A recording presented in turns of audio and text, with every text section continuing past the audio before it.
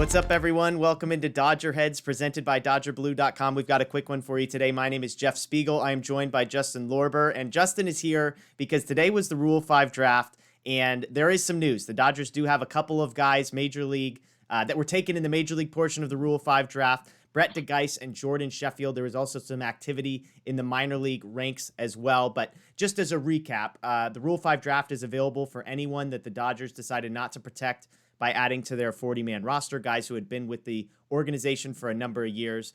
And there were a number of players on the Dodgers, I think, expected to be in contention to be drafted. There were two ultimately with the second pick in the draft. The Rangers selected Dodger reliever Brett de Geus. The Rockies would later snatch up reliever Jordan Sheffield. And so a couple guys that I think were on the radar, maybe not the top of the list of guys expected to be taken. But Justin, you're the prospect guy. Brett de Geus, Jordan Sheffield. What do Dodger fans need to know about the two guys that are leaving the organization?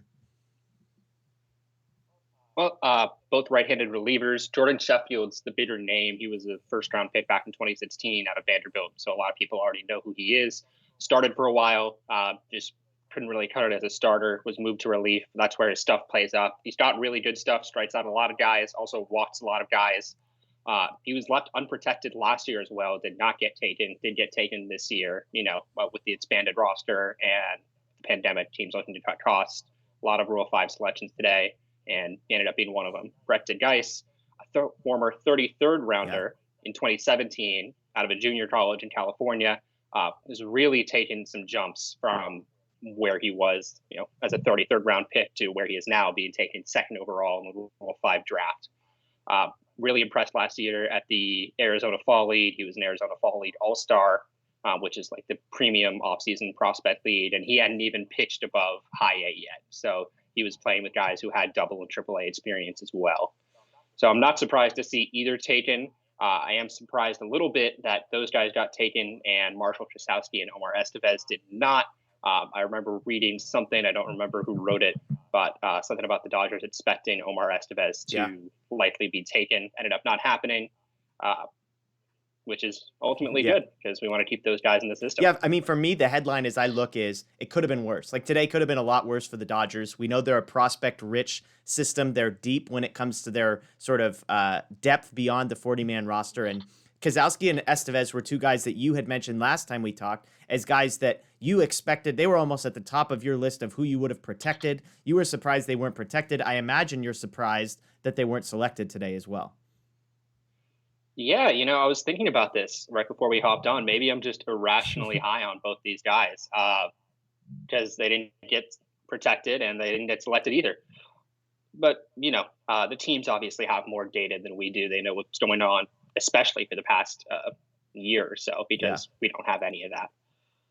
And ultimately, it's just there are a lot of guys out there who teams could select, and there's only so many spots. So Yeah, and I mean, you've mentioned Kozlowski's a relief pitcher that some think has an outside chance of being at the major league level at some point this upcoming season, whereas Estevez is a 22-year-old infielder, kind of a bat-first guy, it sounds like, but MLB.com had him as the Dodgers' 21st ranked prospect overall, a guy they paid $6 million for back in 2015. It was actually $12 million because they then had to pay a $6 million tax on the $6 million they paid for Estevez. So, again, both of those guys now get to stay in the system without needing to take up spots on the 40-man roster for now, which seems like a victory. Were there any other names? The Dodgers, of course, decided not to take anyone at the major league level. We can talk minor league level here in a second, but were there any other surprises for you as it pertained to the Dodgers at the major league level of the Rule 5 draft? No, I think Baseball America had a preview where they included Christian Santana and I believe Cody Thomas as well as possible selections. Both guys like Sheffield could have been protected last year, weren't. Could have been protected this year, weren't.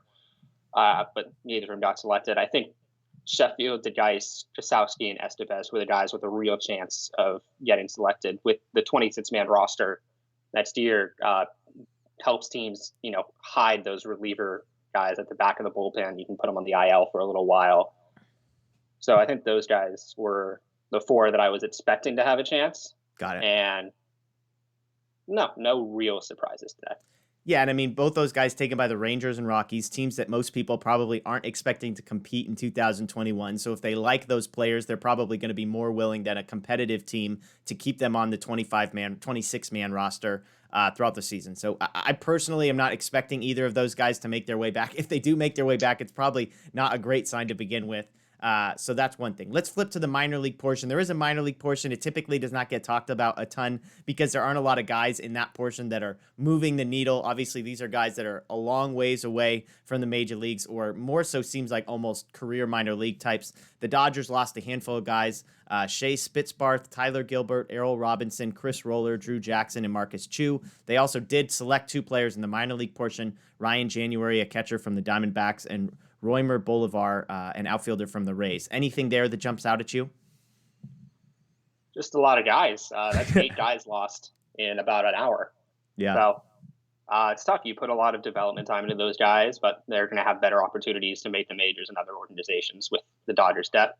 This January guy from Arizona, kind of interesting, was signed for a decent amount back in, I think, 2016. Still pretty young, 23 years old, catcher, has played some outfield, hasn't played above A-ball, but maybe something there. Who knows?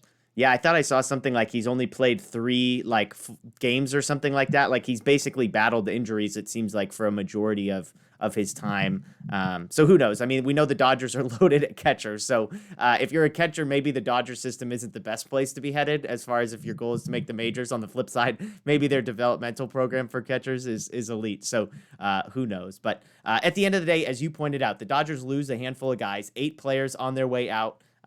My headline is, again, it could have been worse. Your headline, Justin, as you head out of Rule 5 season and look ahead. What's your headline looking back on today's Rule 5 draft for the Dodgers? I think that's a good one. I'll go with that one. It could have been worse. I think losing all 4 of Sheffield, de Geus, Jasowski, and Estevez would have been tough. Keeping 2, I think the Dodgers have to be happy with that result. Awesome. Well, Justin, I appreciate your time today. As always, thanks for watching us. Dodger Heads presented by DodgerBlue.com. Make sure you're subscribed to Dodger Blue 1958 on social media. Check out DodgerBlue.com. We'll have full write-ups on everything that took place today, as well as anything that comes up in the future. So, Justin, we appreciate your time. Everybody, thanks for watching, and we will see you next time.